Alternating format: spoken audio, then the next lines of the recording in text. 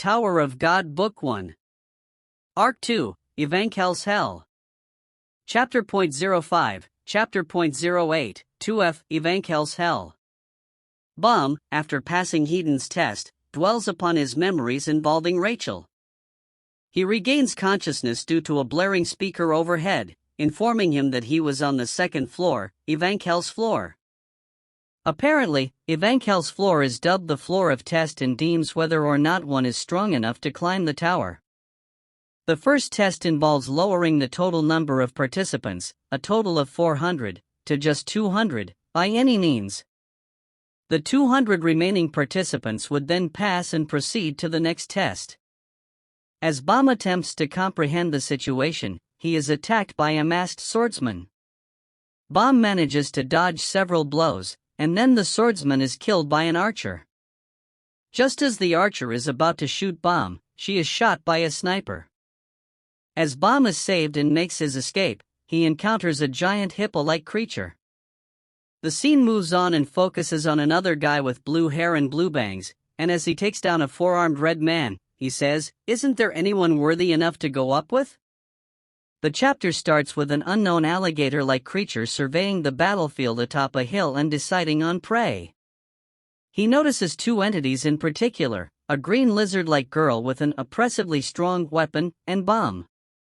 Continuing from the previous chapter, Baum is preparing to strike a humongous gray creature when he's stopped by a blue-haired guy, who comments on Baum's poor stance. He explains that the creature standing before Baum was docile, and questions him about his background. Baum declines to explain.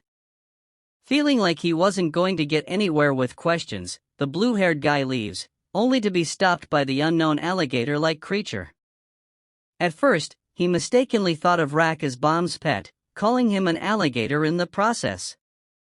The alligator introduced himself to be Rack Wraithrazor, and identified his intention, to hunt Baum and fight his weapon.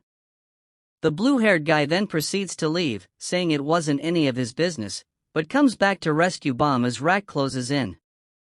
After a successful hit, the two proceed to run away from Rack. Another battle is about to unfold in another part of the test area, pitting a swordsman against the green lizard-like girl.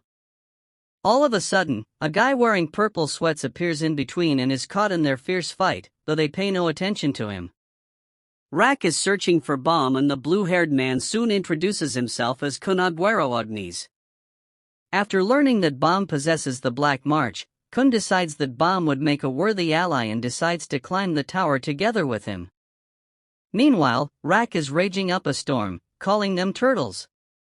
Rack rampages after Kun and Baum, who are hiding behind a nearby rock, demanding that they fight him.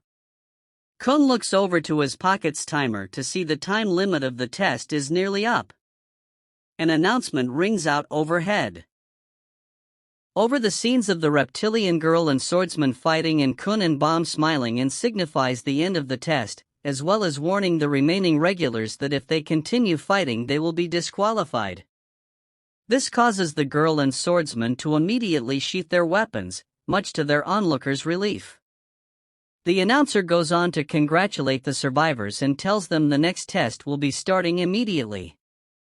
The rules are given: make two of the remaining participants buddies to form a team of 3 within 5 minutes. This appalls Kun and Baum as they realize they have to team up with Rack. The man in the jumpsuit also doesn't like the prospect of joining the two combatants he was watching. The regulars are told they must be in physical contact with their teammates at the end of the 5 minutes. Kun analyzes this situation as, make a friend out of your enemy. In his reverie, the man in the jumpsuit reveals his name, Shibasu. Shibasu plucks up the courage to ask the two fighters into a group, only to find the two have already made up, introducing themselves as Hatsu and Anik, and are completely oblivious of Shibasu's presence. When Kun approaches Rack with the proposal of teaming up, he simply laughs at them, labeling them as mere prey. Kun retorts with the threat of killing him instead within the next minute.